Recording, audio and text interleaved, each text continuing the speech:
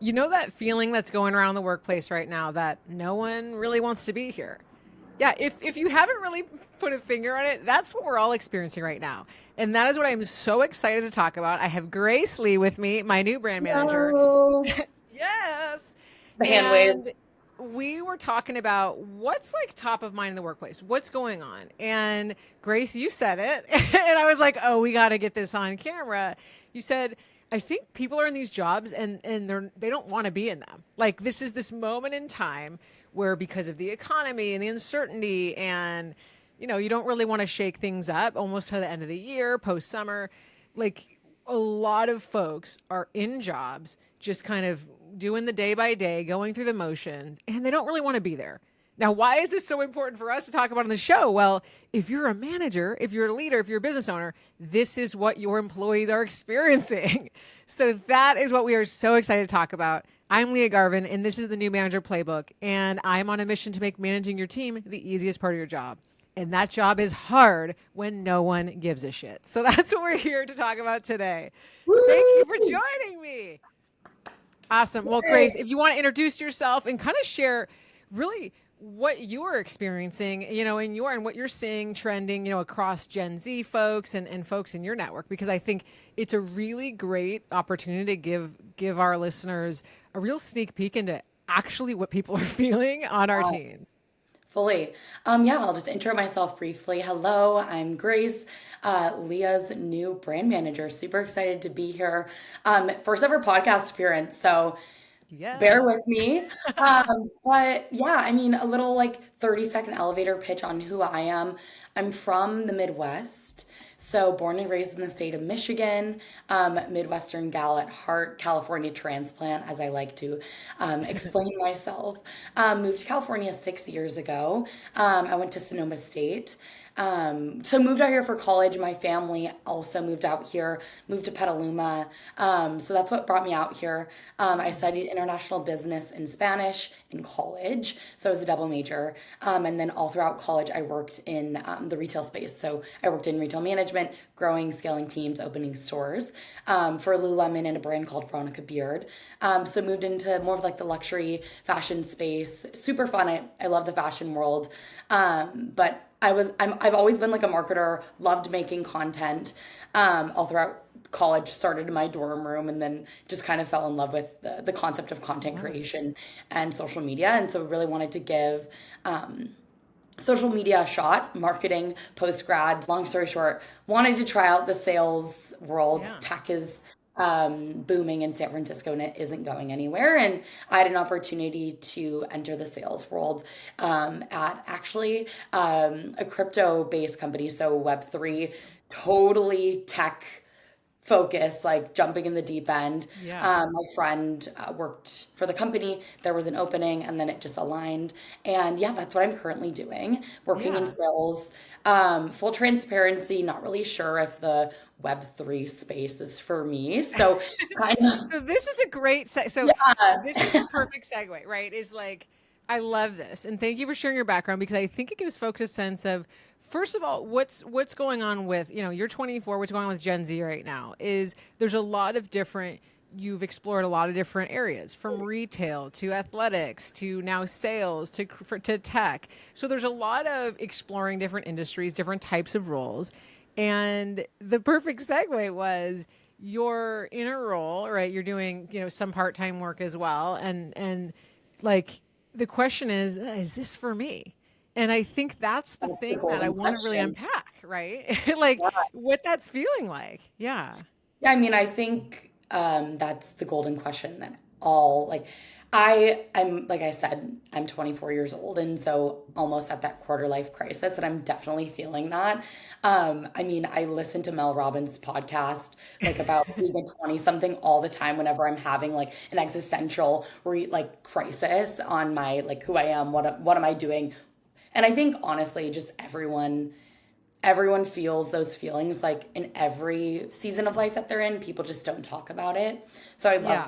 love this conversation today. I think being a Gen Z 1 year post grad, I think now's the time to try all the things like dating. So you learn your preferences, what you like, what you don't like. I'm in a loving relationship. So I did the whole dating preferences thing. And I mean, I think like even like similar to dating, like same thing, same rules apply like with careers. I don't think that Yeah. there's, I mean, in the perfect world, you'd get a job out of college, love it so much, and be in that space for 20, 30, 35 years until you retire, right? I think that that's sort of the narrative that is It's sort of over, right? I culture mean, yeah. within like my parents' generation, particularly my parents are in their 50s, and for them, they went into careers and then sort of climbed the corporate ladder Yeah. and been with companies for 15, 20, 30 years. That's not the case anymore. And Yeah. so I So let me think, pause you there because I yeah, think the analogy of looking at jobs more like dating, I think us folks that are running businesses or leading teams and thinking we want folks to be there for the long haul. The reality is that's not the way that Gen Z necessarily is looking at it. And like I think even thinking about it like, looking at a job like you're dating someone that you're like found on Hinge or whatever, yeah, it's an interesting concept of like the level of attachment to it of like, hey, I'll try this for a little while, see what I think. And if it's not for me, like nothing personal, we're just not a fit. Now, a lot of times, especially business owners that have smaller teams that are really investing a lot of their own time in the hiring, a lot of money, I think a lot of folks come to me through my 90-day COO program or kind of in one of my one-on-one advisory, and they ask, like, why do I have a revolving door of talent? I'm trying to do everything I can. I'm paying people well. I'm really trying to, set up a team that they want to stay on. And I think you just unlocked something for us that it might not be anything personal, right? It's yeah, like, hey, fully. it just wasn't, I wasn't feeling it. And I Yeah, love this point because I think this is a reminder that there are some times, just like you go on 3 or 4 dates with someone, you're like, I don't really know if I'm feeling it.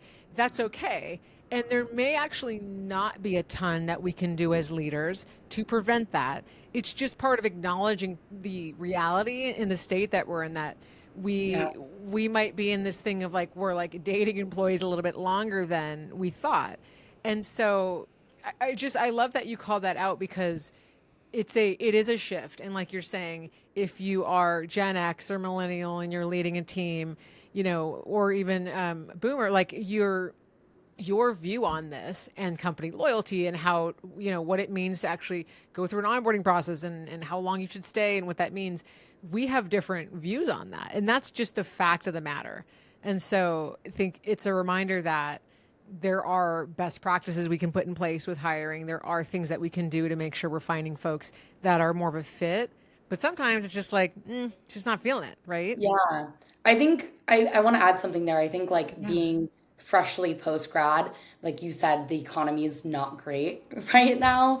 And so it makes finding a job really difficult. Like, particularly a job, even an entry level position that has anything to do with your degree or the Yeah. industry that you want to go in. So I know a lot of my friends who are fresh graduates Yeah. from just in general, just fresh graduates at major, who live in major like metropolitan cities like New York, LA, Chicago, Atlanta, are experiencing the same thing. It is not it. They're getting it's the job world like to get a job right now is so hard, Yeah. and There's so much competition, so many so people going for so the much same thing. competition. Like you apply for an entry level position, and some roles get thousand, 4 or 5 thousand Yeah. application submissions in 4 days. You know, Yeah. it's insane. Like the Golden State Warriors, for example, they only post job listings for 24 hours, and they get Just be 25 inundated. So on crazy. average. It's insane. But that being said, right, it's so almost impossible right now, the Yeah. hiring, the job world, that it's like we kind of just go to wherever we can get a bite, right? So Hmm. I think that there's a Yeah. such a desperation, like primarily like with Gen Z people right now, to get a job that just makes sense Hmm. and so they can just pay their bills, right? Yes. So then I guess that's the point of where then you get a job and you know it's going to be so hard to find something else.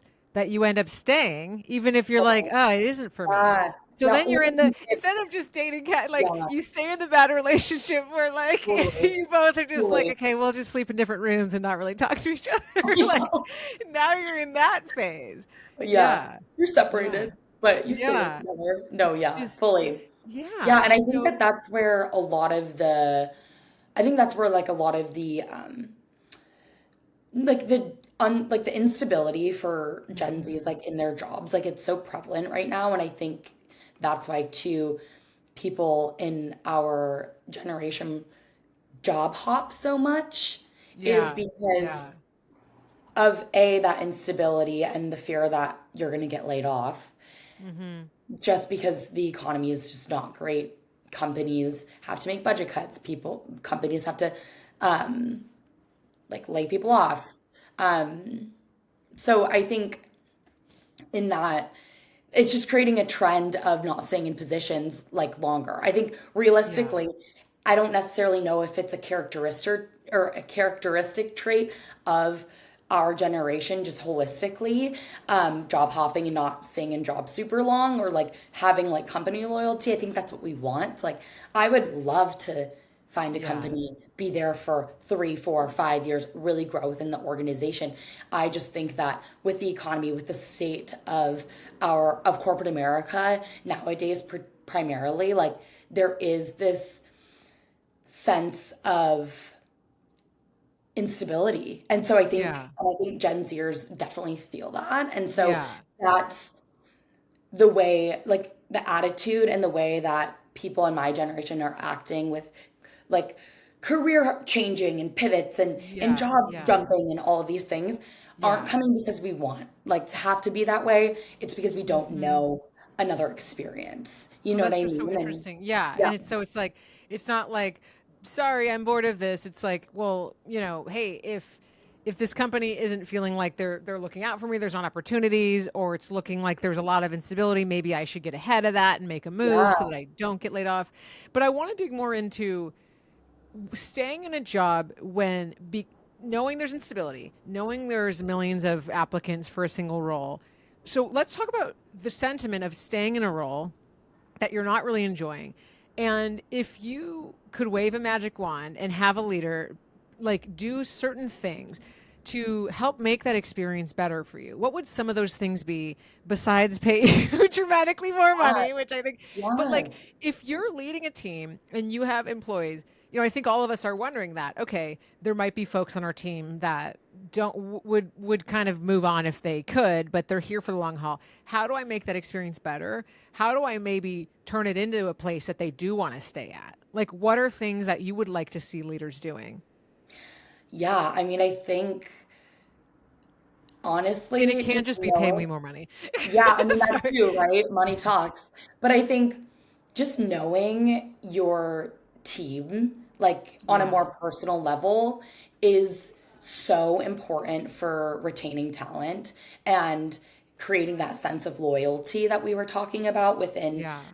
within your team, your company, just in general. I think that the personability of like one-on-one like human relationships is often lost, particularly like within the corporate America slash tech space. It's super Yeah. cutthroat, especially in like large metropolitan cities, hubs like San Yeah. Francisco, within like the tech world. And so I honestly would like love to like debunk that. And I mean that's your work. You know what I mean? Like you Yeah. work one-on-one with management teams like HR leaders to sort of Yeah. figure out what's not working with Yeah. retaining talent, with all of these facets that we've been talking about. So I think as an employee, particularly from that Gen Z perspective, I would love leaders, like team leaders and managers, to put in more effort to get to know Yeah.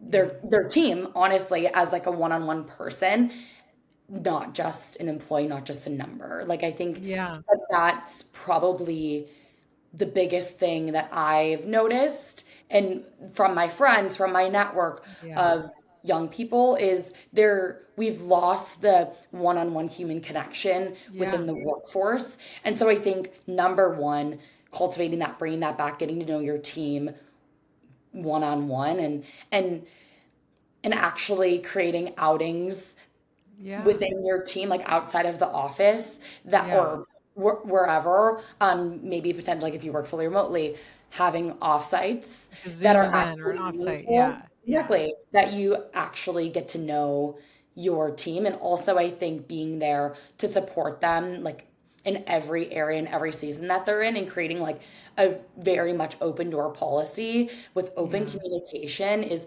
so key, and having your team feel supported, seen, heard, valued. And if you Yeah. can do that, you'll retain talent, and you'll Yeah. want people to work underneath you and want to grow the ladder and really develop within the pipeline of your team and your company. And Yeah. I think if you're able to do that, you can really create a level of excitability among like your team Yeah. that is just like infectious, and people will want to be working for you, working under you, and then creating like this semblance of togetherness that I think is lost right now. Yeah. You heard it here first, folks, right? I mean, this is underscoring. I just want to kind of recap everything said. Treat people like humans. Get to know them one on one. Take a little bit of time to build that relationship with your teams. These are the fundamental, foundational things that we talk about this in this show. This is the foundational elements of the new Manager Playbook program that I've been talking about that we're launching, my book, my talk, How to Be a Manager People Want to Work For. It's the foundational elements because it's not made up. I didn't come up with this out of thin air. It's because that is what our employees want. And I love what you said, Grace, because it's you didn't say no, it is really just the money. It is just this stuff. You said I want to be treated like a human being. I want my manager to know what's important to me, to like listen to me when I ask a question, Yeah, right? To take yeah, a little bit of time. And I want to really reiterate for folks listening, this is not extra stuff. This is the job. Like, that is what it means to be a leader, to get to know your team. It is part of your job to create spaces for folks to get to know each other so that they build rapport and they can collaborate better. It is part of your job to have the conversations that, where you uncover someone's interests and stretch goals so that you can be more effective at delegating. When you do the stuff that Grace just talked about, that's when you get more out of your employees. Like you said, it builds more loyalty. It builds more excitement. If folks are just like, I'm just going through the motions. Now they totally. have actually shifted into caring, right? We said it's hard. Your job's hard when no one gives a shit. Well, now they can give a shit.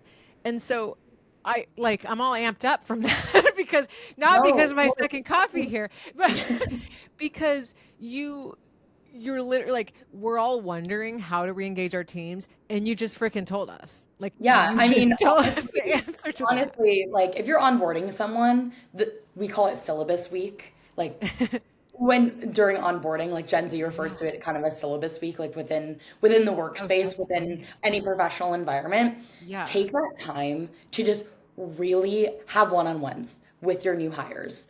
Get to know them. Get to know what they're passionate about, why they took the job, what they're hoping to do at the company. And I really like within that first week, if you really can make your employees feel valued, feel seen, feel heard, feel understood, and like you actually, like you're saying, give a shit about them, their career goals, and them as people, the likelihood that they will put their best foot forward, particularly as a lot of companies are going back into the office. They're mandating Yeah. 4, 5 days a week in person. Like people post COVID don't know how to interact with each other on Yeah. their teams, right? Like Yeah. we have a stand up on Monday, and maybe I have a couple one on ones with my manager. We have a sales sync once a week. Like we're so focused on, or we're so used to remote work, and now a lot of Yeah. companies are mandating, like if they have office space, mandating going back into the office. So being able to create those spaces, create those events, those happy hours, those outings Yeah. with your team, even if it's like, hey, let's just go scheduling 30 minutes with your team of 8 to just go to Blue Bottle and grab a cup of coffee and chat Yeah. for 30 minutes, not on lunch, just, Yeah. you know what I mean? And just connect one on one. And I mean, yes, work related as well, but keeping things professional, of course, but asking them Yeah. how they're doing, asking them how their Yeah. family's Building doing. rapport, building trust. What Yeah, are you up to exactly. this weekend? Literally, the simplest 30-second coffee sync in person creates such a big difference. Like, Mhm. especially if you have a smaller team, Yeah. it really can go a long way with the Yeah. development of your team. And honestly, just creating that personability factor, and also just continuing to bring that buzz and excitement that everyone genuinely wants, particularly young people who have that energy, who are hungry, Yeah. who want to work hard, who are enthusiastic about building their careers, and really bringing that out, because I think that that was definitely lost post COVID. Like, did everyone really work full Yeah. time, fully remotely? No. You know what I mean? So now people are back in the office. Yeah, we're We getting can figuring vibe, it we can out. buzz again, and yeah. So Yeah.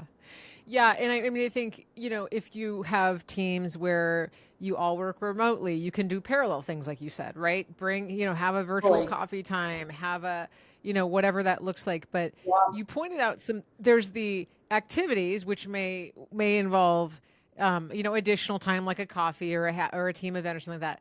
But there are things you spoke to that are specifically like within the day, within the rhythm, that really fuel this, that go a really long way, whether you're in person or hybrid or remote. And I want to underscore those because these are really the foundational skills of management.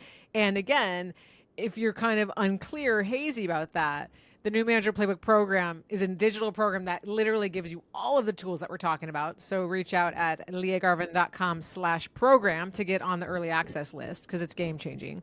But the foundational things, having one-on-ones, how do we have those effectively? When do we do those? The frequency. That's all the stuff we talk about in the program, because we don't all know how to do this stuff. And like Grace is saying, but we have to no, be doing it, right? Like, yeah, we've got to be having yeah, career conversations. We have to do team connection activities, right? So all of these things that you might be listening, but like, ugh, I like where she's going with this, but I don't really know how to do that.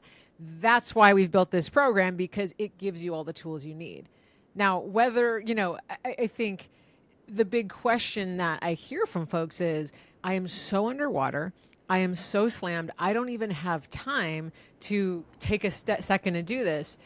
These things are part of your job already. So, like, I fully, just want to underscore, yeah, taking a few hours to go through the digital training, like, this will save you hundreds of hours of time. Because even that 30-minute coffee, like Grace is talking about, if you have two team members or like a team of 8, you mentioned, right? And you take, so it's like 4 hours of office power time, right? That 4 hours of people stepping away, them building relationships, getting to know each other, like kind of understanding each other's communication styles, that will save you dozens and dozens and dozens of hours yeah, of miscommunications, of, oh, I've only seen this person on a Zoom screen. I don't really, they're just like not a person to me. It's just like, another yeah. like box They're on like this fictitious a being. square. Yeah. These Yeah, things that actually, I have a calculator I've put together. It's kind of like overwhelming to people, but Grace, you like it. Like, I actually added up what is the cost of like meetings that are derailed, two people working on the same thing, fully. unclear priorities. And we're literally spending upwards of $10,000-$20,000 a month for a team of 5 people at least on miscommunications.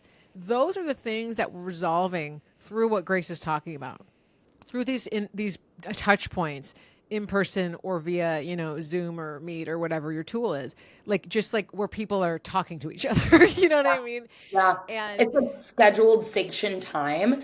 And I think too, like, I mean, I worked in retail management. So, like, when I was managing big teams of people and I had yeah, to facilitate all of these touch bases in a crazy retail environment like Lululemon, yeah, when everyone's running around like with a chicken with their head cut off most of the time because we had so much demand and not enough bodies, having a clear plan going into the meeting. Like, if you want to talk about feedback, like yeah, in an onboarding week, right? You take someone out to lunch, you take someone out to coffee, whatever.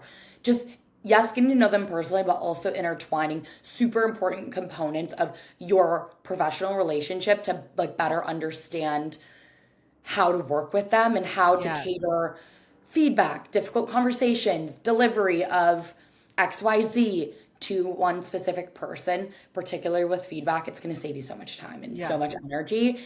And Yes. that person will feel seen, heard, understood even more because I guarantee you their past employers didn't ask them didn't ask them those questions like Yeah. how do you like to receive and also give feedback, like Yeah. what has worked for you, what hasn't, so I can cater Yeah. my approach to be super digestible and tangible for you so you feel comfortable, and honestly just leaving you more so inspired by the feedback Yeah. to that it's for your improvement rather than a judgment Yeah. is the best way.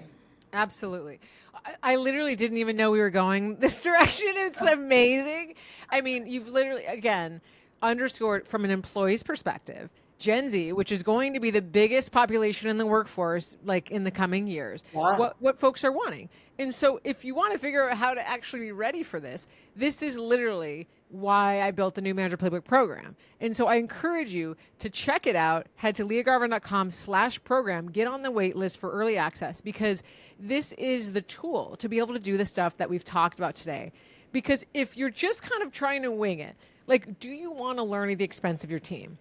I know, yeah, you can ask ChatGPT and yeah, you can kind of figure it out, but you're losing the excitement, the engagement, the morale, all of the things from your team that you could get support on. And I Yeah. think the biggest thing, you kind of to connect us back to the beginning, it sends a message to your team when you're investing in yourself as a leader and in being a better leader, or you are bringing programming to your managers to show I am investing in building better managers in this company. That also sends a signal to talent that, like, oh, wow, like they want me to be successful here. One of the biggest things that I've been hearing lately is like, oh, we're not investing in manager right now. We're not investing in teams. Like, what? Like, well, what the hell are you investing in? Because that's how work gets done. Like, I hope Seriously. we have a game plan for what Yeah. happens when no one wants to work at our companies anymore. You know what I Yeah. mean? And So, I think the yeah. conversation of Chat GPT is so interesting. How is AI going to, like, I think there's a Yeah. lot of fear also. It's like very fear mongering, like the advancement of Chat Yeah. GPT and AI. Like, are they just going to replace like so many jobs, like particularly entry level positions that companies think that they're just going to save a ton of money on by eliminating roles and having ChatGPT or AI do it. Whereas Yeah. I think, like you're saying, so important the entrepreneurship, the enthusiasm, the candor, the all of those things that like primarily like postgraduate people are super hungry, super ambitious, Yeah. and there's such a stigma surrounding Gen Z being lazy and being, you know what I mean, and utilizing AI for everything. But I mean, I think that sort of stigma has been developed as a result of not having experiences, Not not having feeling connected opportunities, to the or lack invested. thereof Yeah.